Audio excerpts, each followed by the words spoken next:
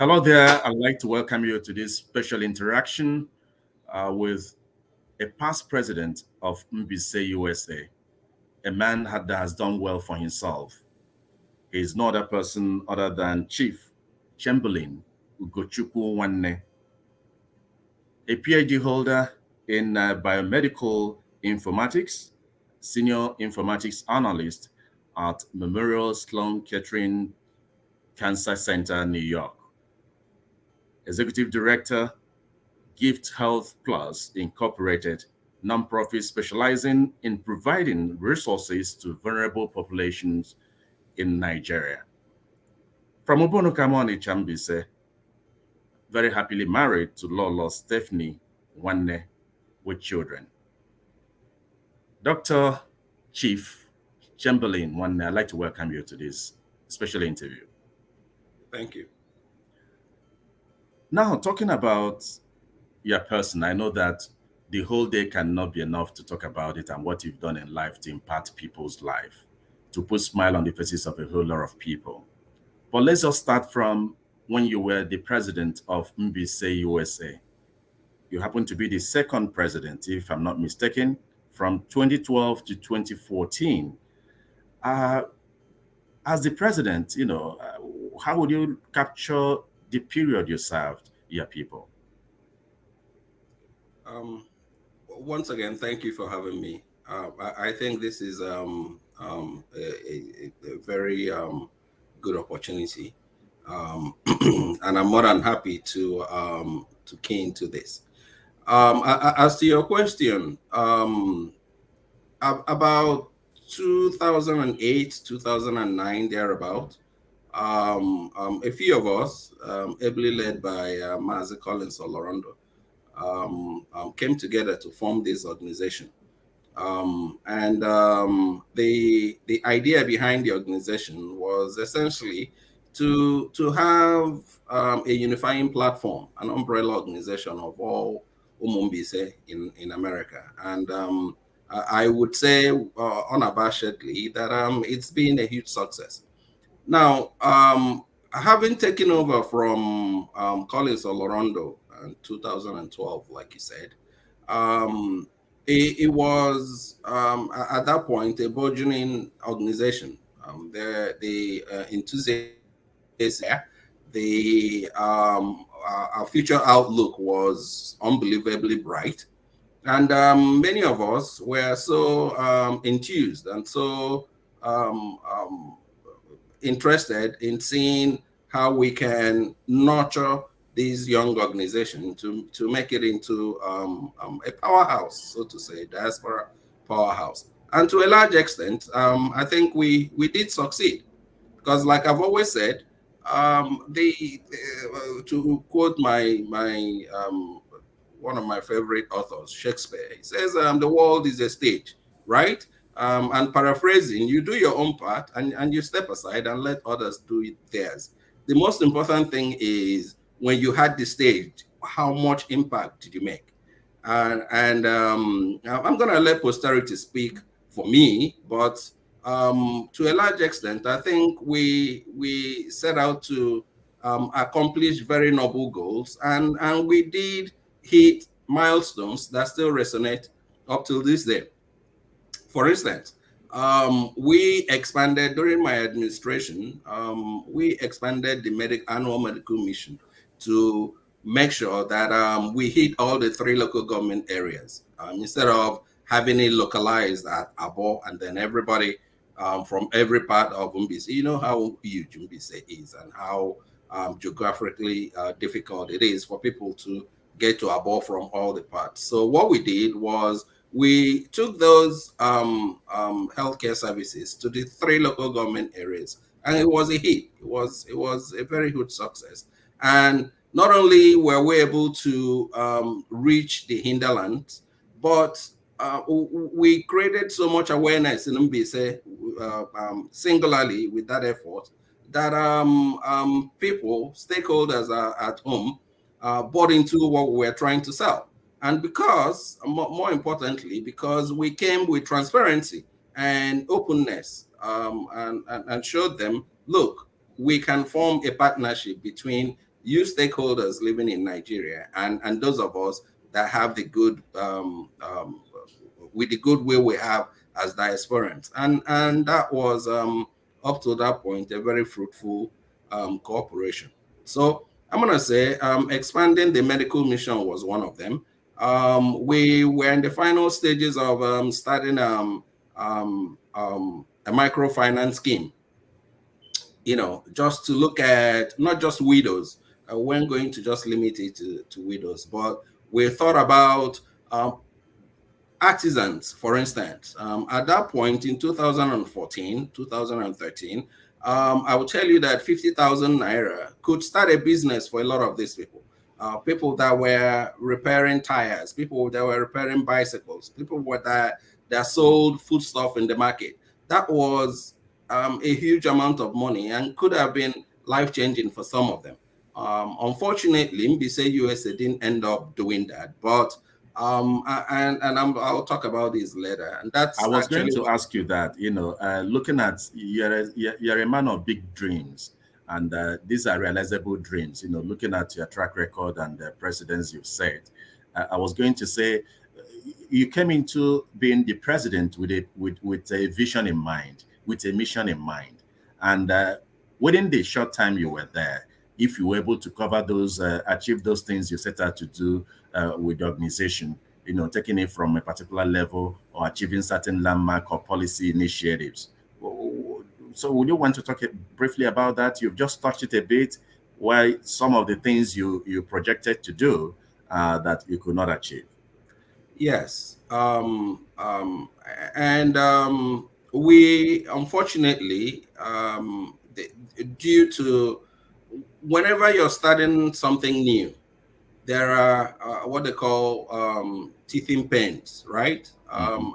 As a nascent organization at that point, 2 years old, 3 years old, we were still learning the ropes. We were still learning how to get along with each other. We were still trying to understand that suddenly you have these behemoth organization, and people were beginning to see the potentials, right?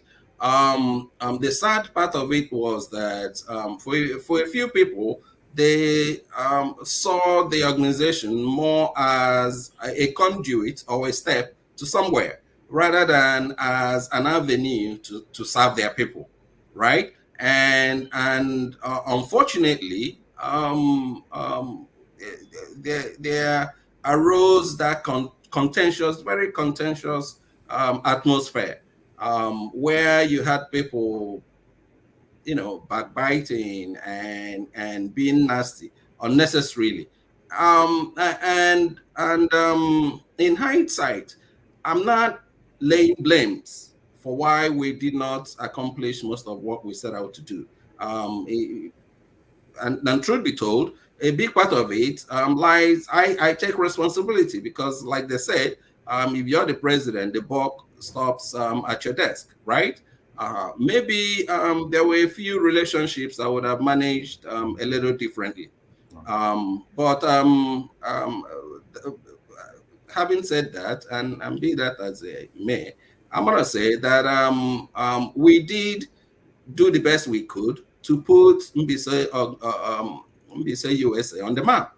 All right. Um, Even though we did not hit all the policy initiatives we did, but the biggest achievement, if you ask me, my biggest accomplishment was being able to bring the stakeholders of who is who in Mbise and created that very positive, very vibrant awareness for this young organization that nobody basically heard about, right? At that point, His Excellency Honorable Emeke Ihedioha was Deputy Speaker. We brought him for our convention.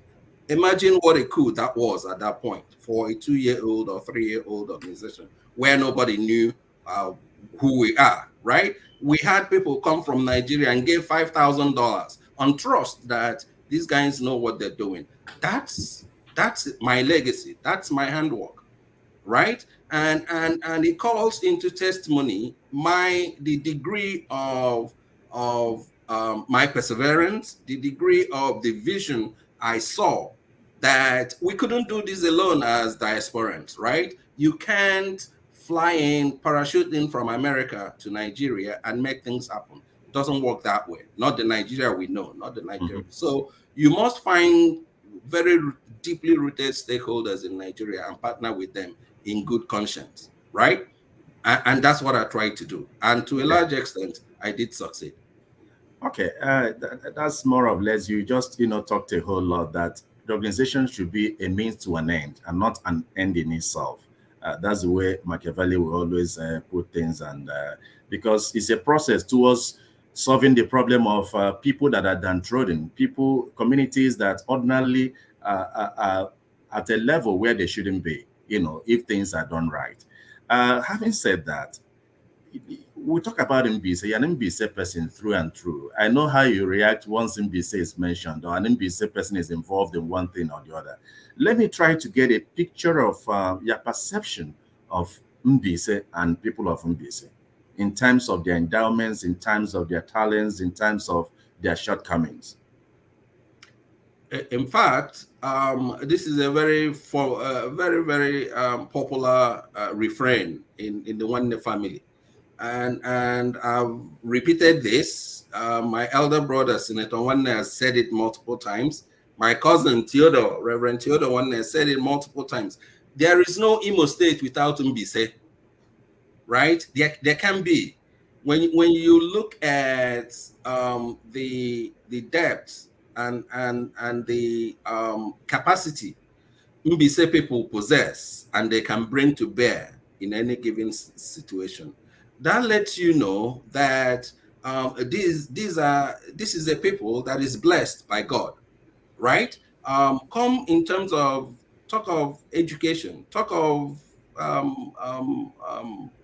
religion, talk of physical wealth, right? Talk of being intelligent.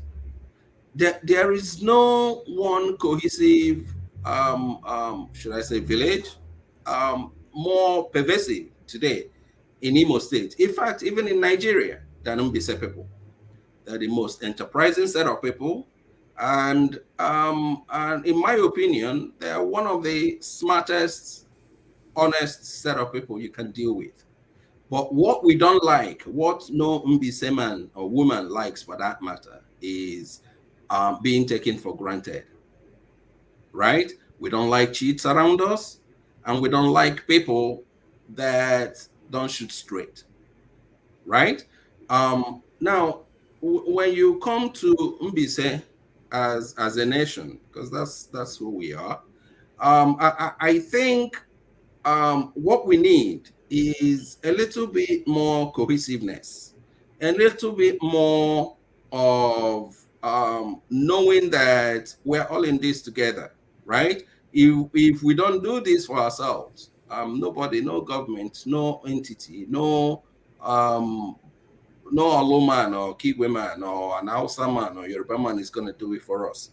This is it for us. We need to step up, come together as a people, and harness the resources that God has endowed us with and make things happen for us and for our children.